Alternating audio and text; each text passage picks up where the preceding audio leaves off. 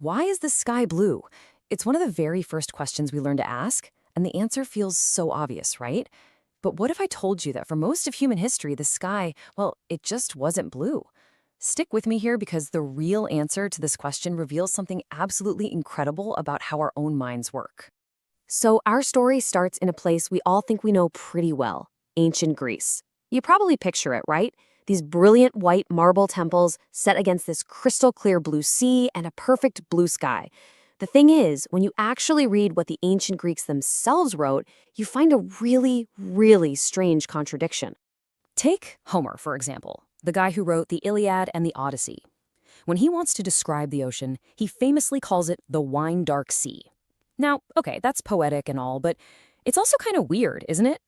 I mean, wine can be red or purple, maybe a dark yellow, but it's definitely not the color you or I would pick for the Aegean Sea on a bright sunny day. Which leads to the most obvious question in the world. Why didn't he just call it blue? I mean, that's what it is. It seems so simple. And the fact that he didn't use that word is our first major clue in a truly mind-bending puzzle. And this isn't just a hunch. We have the data. Researchers literally combed through thousands of pages of Homer's work. And get this, black is mentioned about 170 times, white 100 times, red shows up 13 times, but the word blue appears exactly 0 times, not once. It's just completely missing from his world. And it gets even weirder. This wasn't just some blind spot about the ocean. Homer also described honey as being green, and sheep, he called them violet. So this wasn't just a case of him ignoring a color. He was actively using colors in ways that sound completely bonkers to us today. For a long, long time, scholars had all these wild theories. Maybe the ancient Greeks were all colorblind, or their eyes were just different from ours. But as linguists started digging into other ancient cultures, they realized this wasn't just a Greek thing. It was happening all over the world. As it turns out, pretty much every ancient text was missing the word for blue. We're talking the Icelandic sagas, ancient Hindu epics, early Chinese texts, even the original Hebrew Bible. They all had words for black and white and red, but blue? It's a total ghost. They describe the sky as vast or stormy or bright, but never, ever blue. So what on earth was going on? Clearly, ancient people weren't all colorblind. The big breakthrough came in the 19th century, when scholars discovered something absolutely remarkable. There seems to be a universal rule for how colors get named in a language.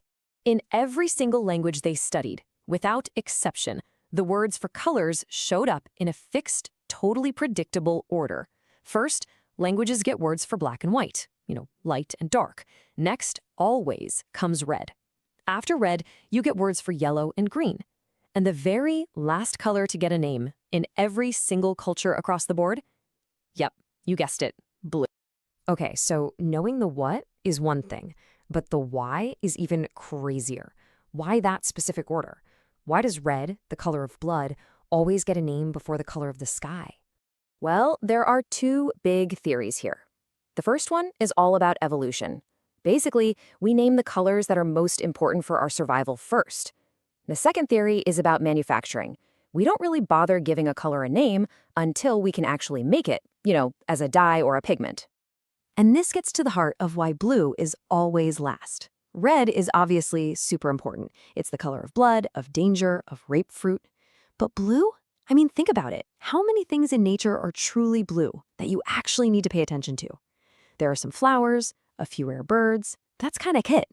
On top of that, blue pigment is incredibly hard to make. In fact, the very first culture to have a word for blue were the ancient Egyptians. And that's only because they were the first ones to figure out how to manufacture a blue dye. So, this all leads us to the biggest, most mind-blowing question of them all. If ancient people didn't have a word for blue, could they actually see it? The answer is complicated, and it gets right to the heart of how language literally builds our reality. All right, let's try a quick experiment. Look at this grid on your screen. Which square is the different one? For you and me, it's instant, right? That blue square just jumps right out at you. It's almost impossible not to see it immediately. But when researchers showed a very similar test to the Himba people of Namibia, who, by the way, are a modern tribe whose language doesn't have a separate word for blue, they struggled. It took them a lot longer to find the different square that seems so painfully obvious to us. Okay, now try this one. Which of these green squares is different from the others? Yeah, this one's much tougher, isn't it? For most English speakers, they all look pretty much the same. You really have to squint and search for the odd one out.